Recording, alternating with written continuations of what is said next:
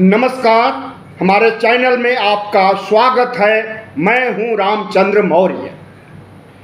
साथियों, बहराइच उत्तर प्रदेश की तरह बिहार में भी दंगे भड़काने की पूरी कोशिश की जा रही है भारतीय जनता पार्टी के द्वारा।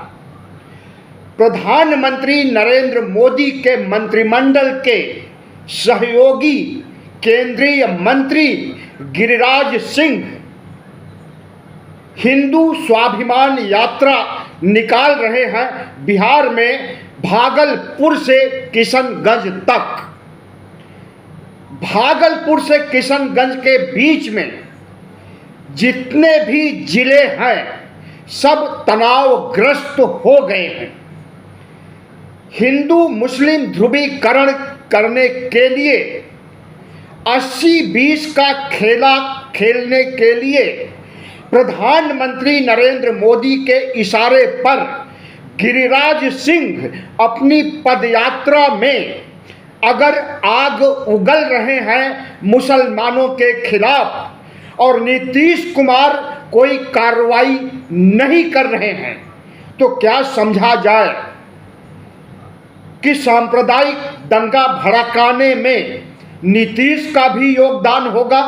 भारतीय जनता पार्टी तो भड़काना ही जानती है, वह तो दंगों के नाम से कुख्यात है ही, आज से नहीं 1980 से।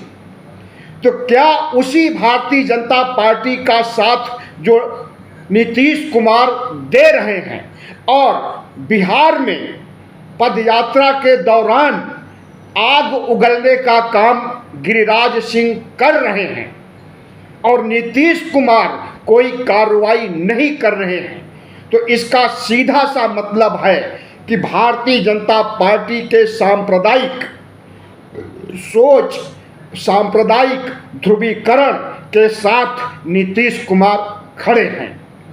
नीतीश कुमार समाजवादी आंदोलन से निकले हुए तपे नेता जेपी के शिष्य माने जाते हैं।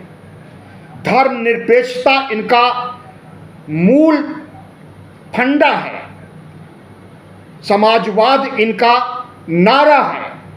लेकिन भारतीय जनता पार्टी का साथ देना, भारतीय जनता पार्टी की केंद्र में सरकार चलाना इनकी मजबूरी है और मजबूरी इतना ज़्यादा है कि अब प्रधानमंत्री नरेंद्र मोदी ने मन बना लिया है कि नीतीश कुमार को 2025 में होने वाले विधानसभा चुनाव में बिहार के मुख्यमंत्री नहीं बनाना है, बल्कि अपनी पार्टी का मुख्यमंत्री बनाना है। और उसके लिए उन्होंने संभवतः गिरिराज सिंह का चेहरा मुकर्रर किया है और गिरिराज सिंह को बोला गया है कि पूरे बिहार में सांप्रदायिक ध्रुवीकरण का खेला खेलिए, नीतीश का विकल्प बनिए, सांप्रदायिक ध्रुवीकरण कीजिए, हम तुम्हें मुख्यमंत्री बनाएंगे।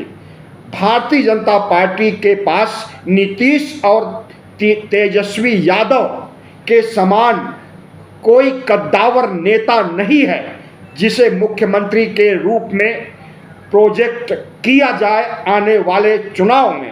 और भारतीय जनता पार्टी इस बार भले नीतीश कुमार के साथ चुनाव लड़े, लेकिन इतनी सीटें लाना चाहती है हिंदू मुस्लिम करके कि वह अकेले सरकार बनाए और अपनी सरकार बनाए, अपना मुख्यमंत्री बनाए।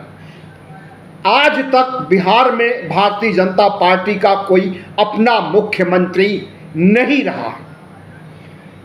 डबल इंजन के राज्यों में बिहार नहीं आता है, तो उसी डबल इंजन की ओर आगे बढ़ाने के लिए, अपना मुख्यमंत्री बनाने के लिए एक कट्टर सांप्रदायिक और आग उगलने वाले गिरिराज सिंह का चुनाव किया गया है।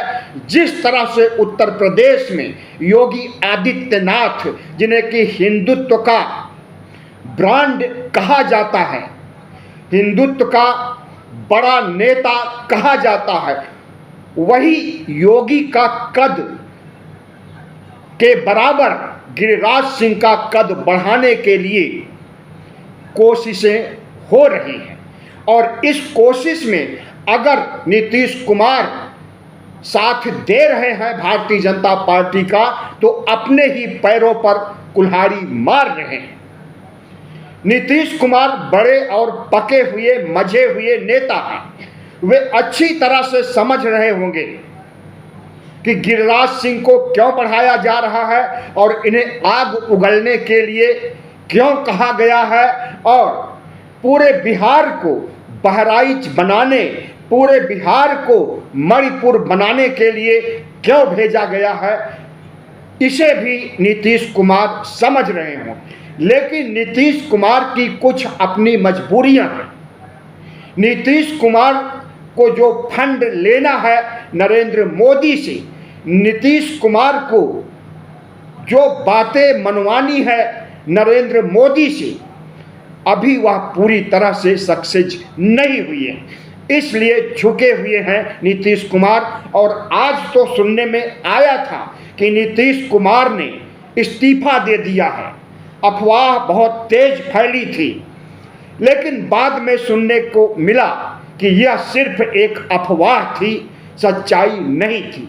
लेकिन नीतीश कुमार की बिहार में आज ऐसी स्थिति हो गई है और इस दयनीय स्थिति में लाने का काम भारतीय जनता पार्टी कर रही है कि वह कभी भी इस्तीफा दे सकते हैं, बिहार सरकार को बर्खास्त करवा सकते हैं राज्यपाल से, और कुछ भी कर सकते हैं अपने राजनीतिक वजूद को बचाने के लिए।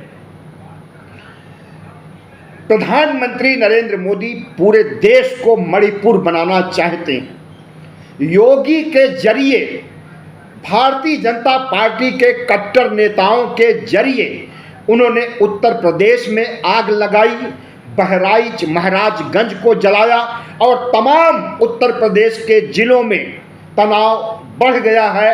हिंदू मुस्लिम के खेला में नरेंद्र मोदी समझ रहे हैं कि वह आगे बढ़ रहे हैं और उन्हें जन समर्थन अगर मिलेगा तो हिंदू मुस्लिम करने से ही मिलेगा।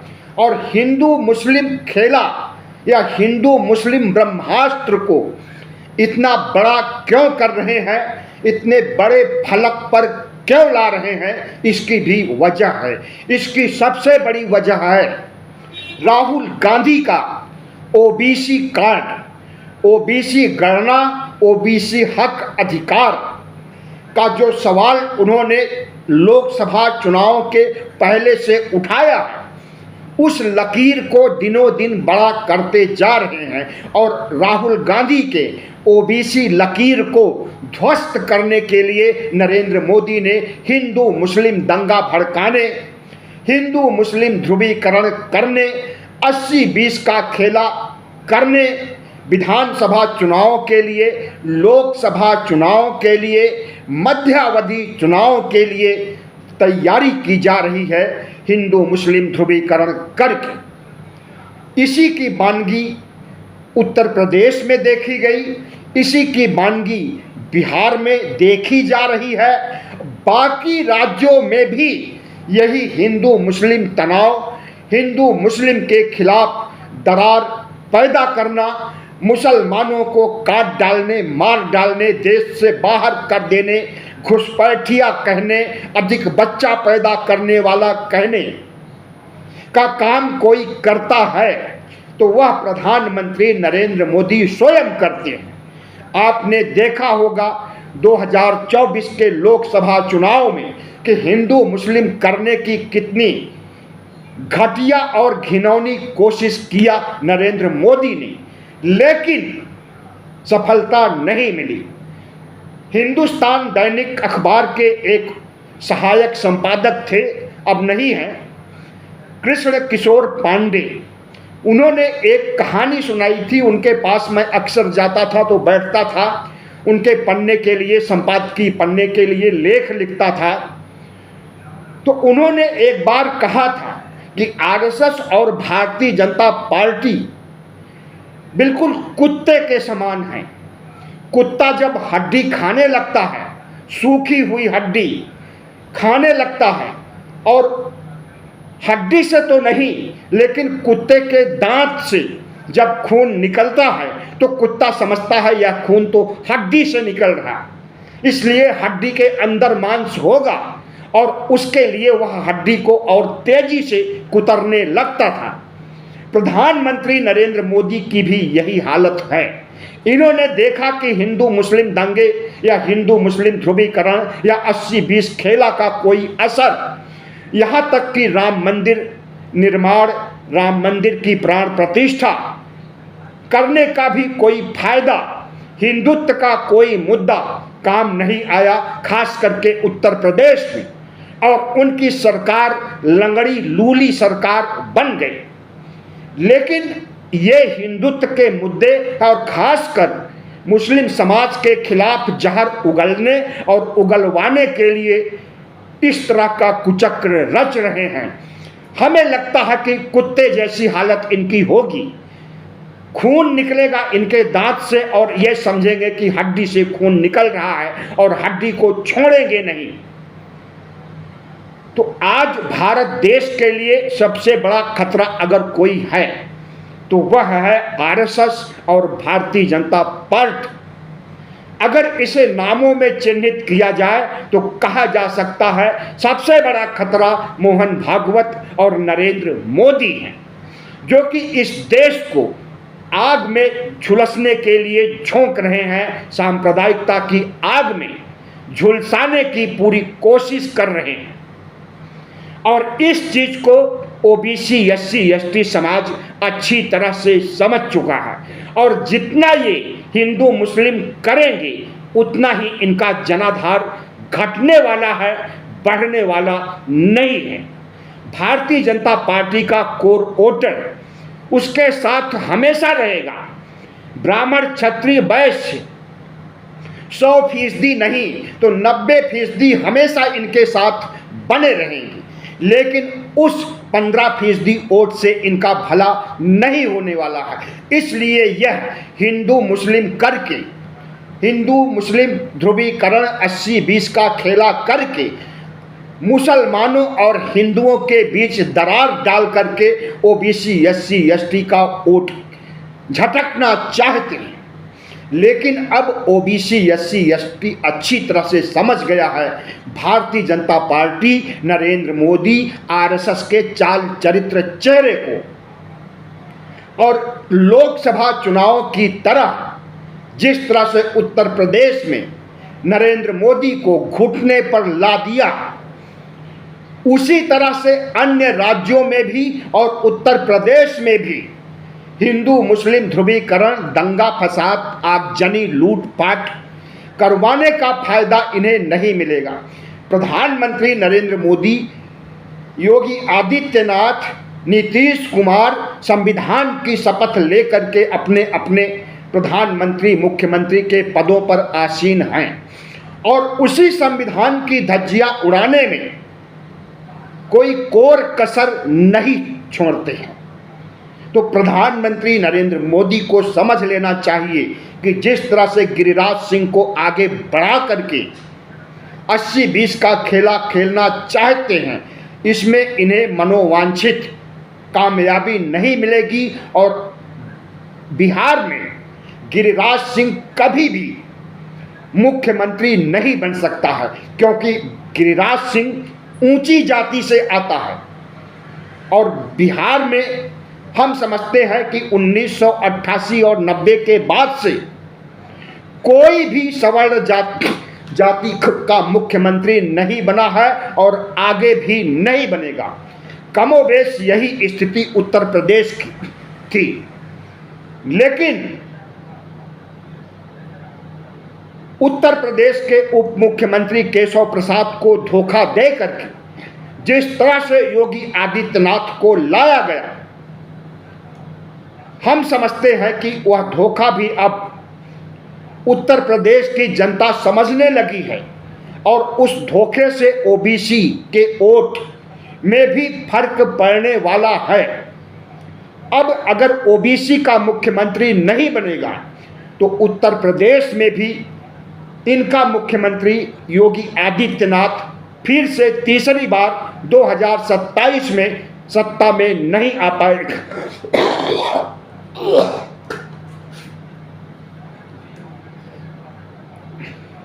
माफ कीजिएगा, खांसी आ गई। तो गिरिराज सिंह भागलपुर से किशनगंज तक क्या क्या वक्तव्य दिए, एक नज़र उस पर भी। अररिया के सांसद प्रदीप सिंह ने कहा कि अररिया में जिसे रहना है वह हिंदू बनकर के रहे। जाहिर है कि मुसलमानों के लिए एक जहर भरा संदेश दिया गया और कहा गया कि हिंदू बनकर के रहना होगा, हिंदू की तरह बर्ताव करना होगा, वरना खैर नहीं। इसके अलावा प्रदीप सिंह ने कहा कि हिंदुओं संगठित हो जाओ। हिंदू स्वाभिमान यात्रा चल रही है और उसमें इस तरह की जहरीली बातें कही जा रही हैं। नीतीश कब कार्रवाई करेंगे, बिहार की जनता पूछ रही है। और क्या नीतीश के खिलाफ नरेंद्र मोदी कोई साजिश रच रहे हैं? नरेंद्र मोदी नीतीश को हटाने के लिए हमेशा हमेशा के लिए गिरिराज सिंह को आगे कर रहे हैं। हमें और तमाम विश्लेषकों को ऐसा ही लगता है, और जिस दिन ऐसा लगेगा नीतीश कुमार को, उस दिन वह फिर से पलटी मारने की कुबत करेंगे। और पलटी मारने में दक्ष नीतीश कुमार को समझने में देरी नहीं लग सकती है कि नरेंद्र मोदी और गिरिराज सिंह किस तरह का खेला खेल रहे हैं। झारखंड चुनाव चल रहा है, अधिसूचना जारी हो गई है।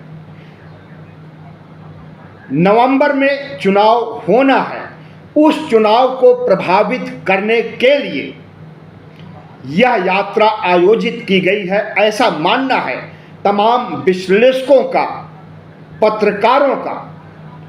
भारतीय जनता पार्टी बिहार से कम्युनल एजेंडा चला करके झारखंड जीतना चाहती, लेकिन हमें लगता है कि बिहार की हवा और झारखंड की हवा में बहुत बड़ा परिवर्तन हो गया है। झारखंड के अधिकांश लोग आदिवासी हैं और आदिवासी अपने जंगल को बचाने के लिए, जड़ जमीन को बचाने के लिए, अपने अस्तित्व को बचाने के लिए, जो कि अडानी अंबानी को उनका जंगल का क्षेत्र सौंपा जा रहा है, इस बार एक मुश्त वोट हेमंत सोरेन को करने जा रहे हैं। उसके लिए अगर ये झारखंड में भी पदयात्रा चलाएं तो शायद कोई फर्क नहीं पड़ेगा। वैसे आचार संहिता लागू है, वहाँ पर पदयात्रा हो ही नहीं सकती है। तो जिस तरह से बिहार में उत्तर प्रदेश के बहराइच की तरह आग लगाने की कोशिश की जा रही है, लेकिन हम बिहार वासियों को धन्यवाद देंगे कि उन्होंने बड़े संयम से काम लिया है और इनके उकसाने में नहीं आए। हम समझते हैं कि जिस तरह की भाषा गिरिराज सिंह बोल रहे हैं और जिस तरह की भाषा प्रदीप सिंह बोल रहे हैं और जिस तरह ध्रुवीकरण करने, मुसलमानों के खिलाफ कार्रवाई करने, मुसलमानों को गलत ठहराने और मुसलमानों को जबरन हिंदू जैसा व्यवहार करने की बातें कर रहे हैं, उसे सिर्फ बिहार के मुसलमान ही नहीं बल्कि पूरे देश के मुसलमान सुन रहे हैं, समझ रहे हैं, लेकिन संयम बरते हुए हैं। तो यह बहुत अच्छी बात है। इनके उकसाने में न तो हिंदुओं को आना चाहिए और न मुसलमानों को आना चाहिए। इस बीच एक भागलपुर में अजीब सी घटना हुई है। वो घटना ये है कि भागलपुर के चनौला गांव में ईश्वर की एक मूर्ति ढहा दी गई और जब खोजबीन किया गया और यह काम पदयात्रा शुरू होने के बाद, गिरिराज सिंह की पदयात्रा शुरू होने के बाद मूर्ति ढहाई गई और जब छानबीन किया गया तो एक ऐसा आदमी पकड़ा गया जिसने कहा कि मैं मूर्ति के सामने गया और मूर्ति से कुछ मांगने की कोशिश किया, लेकिन हमारी बातें मूर्ति ने नहीं सुनी। मूर्ति को प्रणाम करके मैंने मन्नतें मांगने की बात कही और मूर्ति शांत रही, इसलिए मैंने मूर्ति को तोड़ दिया। मूर्ति को तोड़ने के बाद दंगा भड़क सकता था।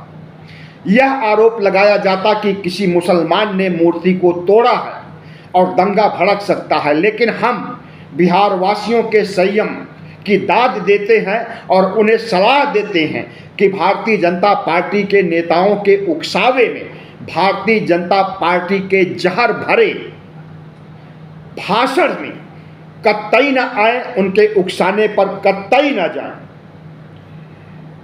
लेकिन कोशिश तो पूरी हो ही रही है।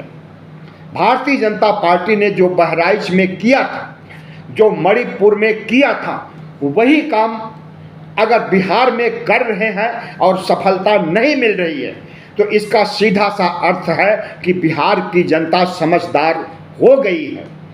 बिहार की जनता मन बना चुकी है कि अब वह सांप्रदायिकता की आग में नहीं झुलसे। यही भागलपुर है जहां पर 80 के दशक में अखफोड़वा कांड हुआ था।